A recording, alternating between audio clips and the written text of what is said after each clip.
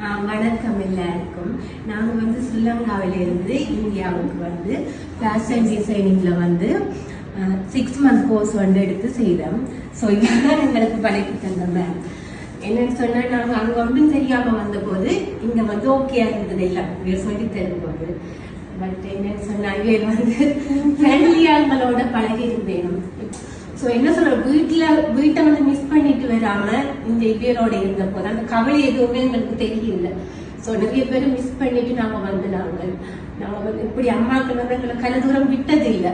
ஒரு நம்பிக்கையா first time சாரோட கதைக்கும் போது இங்க யாருமே இல்லை எங்களுக்கு இந்தியாவில். ஸோ சாரோட கதைக்கு ஒரு ஃப்ரீடம் கிடைக்குது. ஸோ அதை நம்பித்தான் நாங்கள் இங்க வந்தோம்.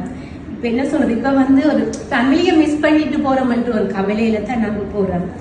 ஸோ எங்களுக்கு சந்தோஷமா மேம்ன்றது இல்லாம ஒரு ஃப்ரெண்டா ஒரு சகோதரமா எங்களோட இருந்தேன்.